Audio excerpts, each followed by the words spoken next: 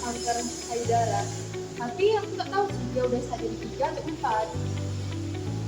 Bahaya kali ya udah kena kanker, masih muda lagi. Emang penyebab kanker itu apa sih? Sama cara penularannya emang ada ya? Nah itu dia.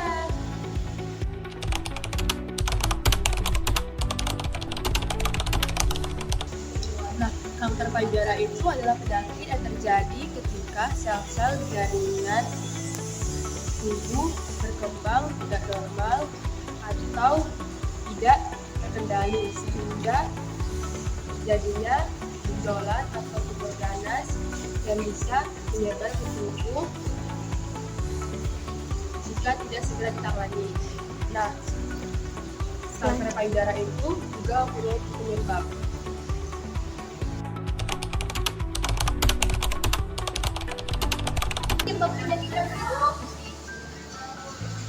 Penyebab utamanya penyakit kanker belum diketahui sepenuhnya. Namun menurut WHO ada beberapa faktor yang menyebabkan kanker payudara. Yang pertama, faktor umur.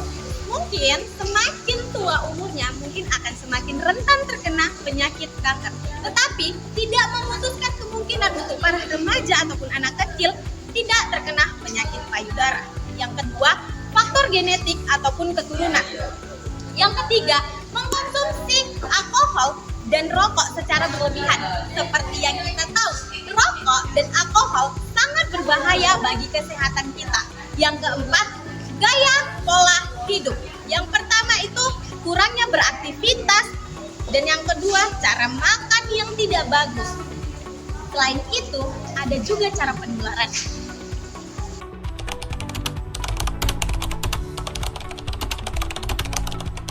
Seperti yang kita ketahui, penyakit kanker yang tidak menular, ia bisa terkena orang sekitar dikarenakan genetik atau keturunan.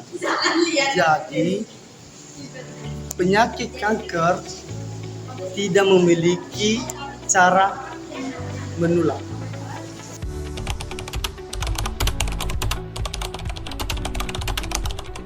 Menurut WHO atau World Health Organization, dampak global kanker payudara adalah kanker yang paling umum di dunia.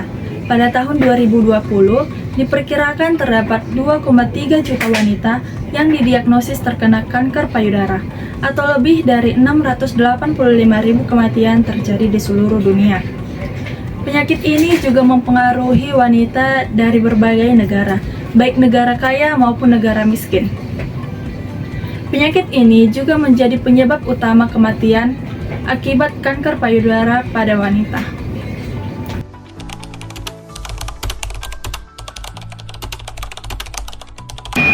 Data dan situasi terkini, WHO atau World Health Organization mencatat bahwa pada tahun 2022, kanker payudara menjadi penyebab utama kematian di kalangan wanita.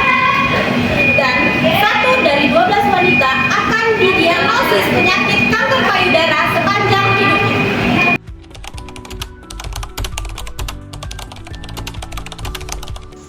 Jadi, dari beberapa penjelasan yang telah kita ketahui, ada upaya penanggulangan menurut Kementerian Kesehatan.